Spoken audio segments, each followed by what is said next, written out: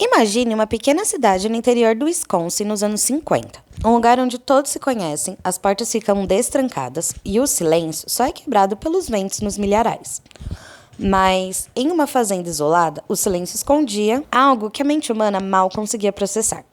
Quando a polícia entrou na propriedade Edward Gain, em 1957, eles esperavam encontrar uma pessoa desaparecida. O que encontraram, porém, foi uma galeria de horrores que mudaria o cinema e a literatura para sempre. Sem Ed Gein, não existiria Norman Bates. Sem a realidade brutal de Plainfield, o clássico Psicose de Alfred Hitchcock jamais teria nos feito ter medo de tomar banho. Hoje, vamos abrir os arquivos criminais mais sombrios da história, para entender quem foi o verdadeiro açougueiro de Plainfield e como sua relação doentia com a mãe criou o vilão mais icônico do cinema. Mas antes de descermos aos detalhes desse caso que desafia a sanidade, seja bem-vindo. Se você é fascinado por crimes reais, mistérios sem explicação e as profundezas da mente humana, você encontrou seu lugar. Mas atenção! Para que o YouTube entenda que esse conteúdo é relevante para entusiastas de true crime e história como você, eu preciso que você faça 3 coisas agora. Inscreva-se no canal e ative o sininho, porque toda semana trazemos investigações profundas que você não encontra em qualquer lugar. Deixe seu like, isso ajuda o vídeo a chegar a mais pessoas interessadas em história e criminologia. E comente aqui embaixo, você prefere o terror psicológico da ficção ou o choque da realidade? Fez isso? Então prepare seu psicológico, porque a história real é muito pior do que o filme. Bom, para entender o que realmente inspirou Psicose, não basta olhar para os crimes. Precisamos mergulhar num abismo que era a dinâmica familiar dos Gein. Edward não nasceu um monstro, ele foi meticulosamente moldado dentro de uma redoma de fanatismo, medo e isolamento absoluto. O cenário desse horror era uma fazenda decadente de 160 acres em Plainfield, Wisconsin. Um lugar onde o tempo parecia ter parado. Ali o mundo exterior não apenas não entrava, ele era proibido. Ed cresceu sob o punho de ferro de sua mãe, Augusta Gein, uma mulher cuja presença era tão sufocante quanto a religiosidade distorcida que ela pregava. Augusta não era apenas uma mãe rigorosa, ela se via como a única barreira entre seus filhos e um mundo que ela descrevia como um esgoto moral pronto para devorá-los. Diariamente, após o trabalho exaustivo sob o sol ou no gelo de Wisconsin, Augusta reunia Ed e seu irmão mais velho, Henry, para sessões de leitura da Bíblia que duravam horas, mas não eram passagens de esperança ou de redenção. Ela focava obsessivamente no livro do Apocalipse e no Antigo Testamento, selecionando versículos sobre morte, fogo, enxofre e a natureza, inerentemente maligna, das mulheres. Para Augusta, todas as mulheres da cidade eram instrumentos de sedução do demônio. Ela incutiu nos filhos um medo paralisante do desejo, ensinando que qualquer conexão feminina, além dela mesma, resultaria em uma eternidade de tortura. Ed e Henry viviam em um estado de quarentena social. Eles frequentavam a escola apenas porque a lei exigia, mas o isolamento continuava no pátio. Enquanto outras crianças brincavam, Ed observava de longe, proibido de fazer amigos. Se algum colega tentava se aproximar de Ed, ele era punido fisicamente ou humilhado verbalmente por Augusta ao chegar em casa. Ela o forçava a acreditar que qualquer um que demonstrasse bondade estava, na verdade, tentando corrompê-lo. Imagina a mente de uma criança crescendo nesse ambiente. Ed era ridicularizado na escola por sua timidez extrema e por seus maneirismos afeminados. Ele desenvolveu um riso nervoso, quase incontrolável, que surgia nos monstros mais impróprios, um reflexo de sua ansiedade social profunda. E quando voltava para o único lugar que deveria ser seguro, encontrava uma mãe que o desvalorizava constantemente. Augusta frequentemente o chamava de fraco e repetia que ele jamais sobreviveria sem ela. Esse ciclo de abuso criou uma dependência emocional absoluta, uma corda invisível que prendia a alma de Ed ao humor volátil de sua mãe. À medida que os irmãos cresceram, Henry e o mais velho começavam a enxergar as rachaduras da sanidade da mãe. Ele via a influência de Augusta sobre Ed como algo doentio e, em raros momentos de coragem, chegou a criticá-la abertamente. Para Ed, ouvir alguém falar mal de Augusta era como ouvir um insulto a Deus. Sua mãe era sua bússola moral, sua única ligação com o conceito de amor, por mais distorcido que fosse. Em 16 de maio de 1944, um incêndio estranho e repentino atingiu a propriedade. Ed e Henry saíram para combater as chamas que consumiam a vegetação seca. No final do dia, Ed relatou o desaparecimento do irmão à polícia. O que aconteceu a seguir é um dos capítulos mais sombrios dessa história. Antes mesmo que as buscas começassem de fato, Ed guiou os oficiais diretamente ao corpo de Henry, Curiosamente, o corpo estava em uma área que as chamas nem sequer haviam tocado. Henry estava morto, deitado de bruços, embora o legista da época, sem muitos recursos, tenha listado a causa como asfixia por fumaça. O relatório oficial mencionava hematomas estranhos na cabeça do rapaz. Naquela pequena comunidade, ninguém seria capaz de acreditar que o estranho e quieto Ed seria capaz de matar o próprio irmão. A investigação foi encerrada sem alarde, deixando o Ed sozinho com o objeto de sua obsessão, a Augusta.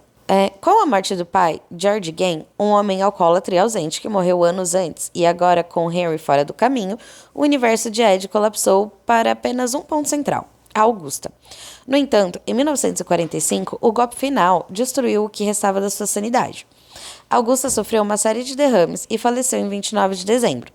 A morte de Augusta não libertou Ed, ela o desintegrou. Sem a voz da mãe para guiá-lo ou para puni-lo, ele perdeu o senso da realidade. Foi nesse momento que ele decidiu que a morte não seria o fim. Ed selou o quarto dela, a sala de estar e todo o andar superior da casa, transformando-os em um santuário intocado. Ele pregou tábuas nas janelas e portas para que nem a luz do sol, nem a poeira do presente perturbassem o espaço sagrado onde Augusta viveu.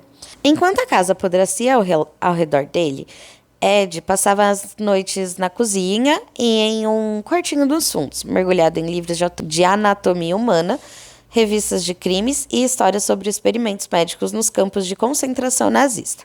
Ele desenvolveu uma obsessão por mudar de sexo, mas não através da medicina. Ele queria tornar-se sua mãe. Ed acreditava que, se pudesse vestir a pele de uma mulher, ele poderia trazer Augusta de volta à vida dentro de si mesmo. E foi sob o manto do silêncio ensurdecedor de Plainfield que Ed Gein começou a frequentar os cemitérios locais. Ele não procurava tesouros, ele procurava corpos que lembrassem sua mãe. A transição do luto para a necrofilia e o artesanato humano tinha começado. A ficha caiu para a polícia em 16 de novembro de 1957. Era o dia da abertura da temporada de caça ao cervo, um feriado não oficial no Wisconsin, que deixava as cidades desertas e o silêncio nas ruas era quase absoluto. Bernice Wonder, uma viúva de 58 anos, muito querida na comunidade e dona de uma loja de ferragens local, desapareceu sem deixar rastros. A única testemunha do que ocorrera ali era uma mancha de sangue pesada que marcava o assoalho de madeira da loja, arrastando-se até a porta dos fundos. O destino de Ed Gein começou a ser selado quando o filho de Bernice, Frank Wonder, que por uma ironia do destino era o vice-xerife da cidade, entrou na loja e não encontrou a mãe. Ao checar o livro de registros, ele encontrou o último recibo preenchido. Era uma venda de meio galão de anticongelante.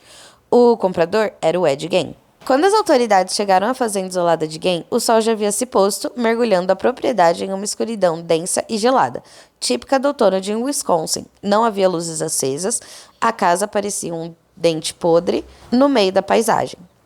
Os policiais entraram na propriedade usando apenas lanternas. O feixe de luz cortava o ar pesado, revelando montanhas de lixo, jornais velhos e um cheiro de mofo que mal escondia o odor metálico e doce de sangue fresco. O xerife Art Shelley foi o primeiro a entrar no galpão anexo, e o que ele viu o perseguiria até o dia de sua morte. Pendurada pelos tornozelos em uma viga, estava Bernice Wonder. Ela havia sido aberta ao meio e decapitada, preparada exatamente como os caçadores da região preparavam os servos. O corpo estava limpo, exibindo uma precisão cirúrgica e perturbadora.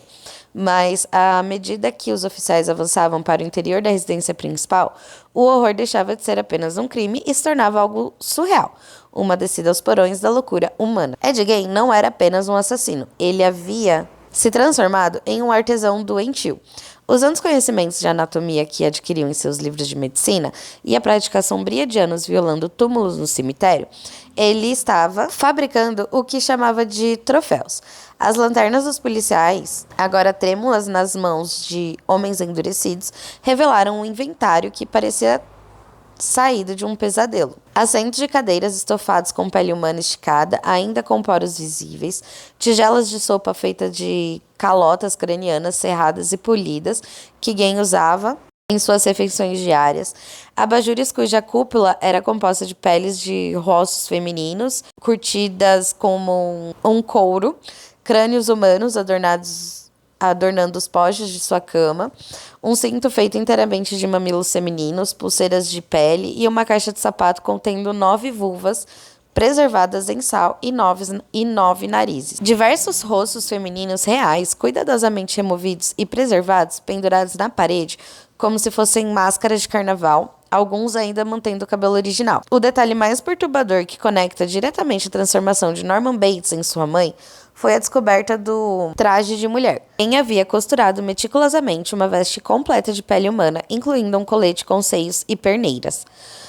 Ele confessaria mais tarde que vestia esse traje junto com uma máscara de rosto humano maquiada para se tornar Augusta.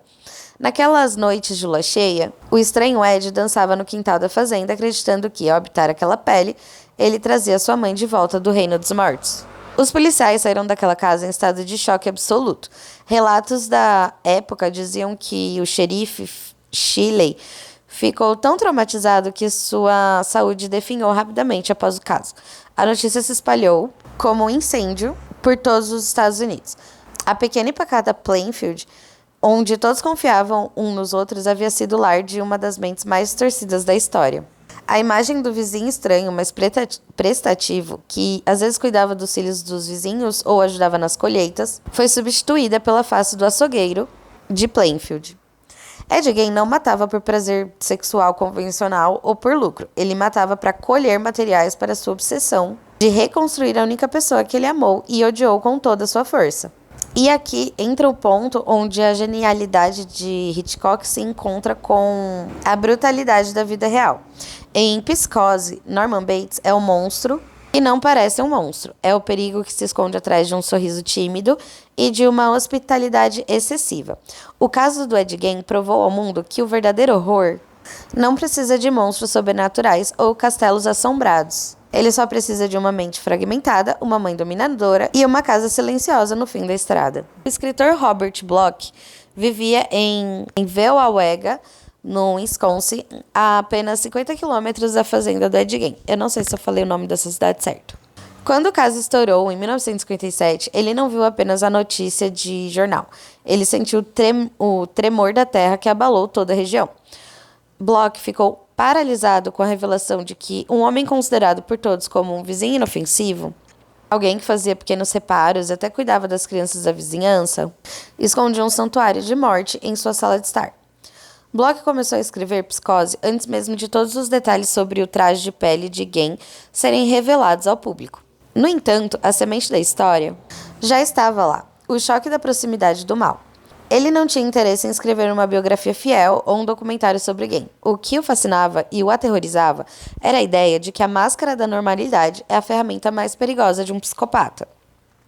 Ele queria explorar a fenda na mente de um homem que consegue viver ao nosso lado, nos cumprimentar na calçada e ainda assim habitar um mundo de pesadelos indescritíveis. Foi dessa premissa de O Monstro na Porta ao Lado que nasceu a figura de Norman Bates. Quando Hitchcock comprou os direitos do livro de Bloch, dizem que ele tentou comprar todos os exemplares disponíveis no mercado para que ninguém soubesse o final da história antes da estreia.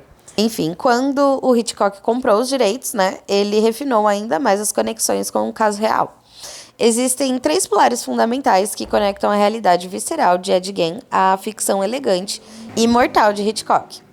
A necrose espiritual e a fixação materna, que no caso, a maior semelhança entre a realidade e a tela é a morte que se recusa a morrer. Então, assim, como Ed Gein selou o quarto Augusta para mantê-lo intacto, Norman Bates mantém a presença da mãe no casarão vitoriano no topo da colina.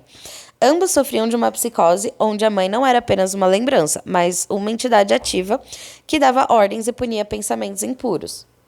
A conversa de Norman com a mãe no filme é um reflexo direto das alucinações de Gein, que acreditava piamente que Augusta ainda ditava as regras da sua vida, mesmo estando enterrada, ou, no caso dele, parcialmente reerguida na sua cozinha.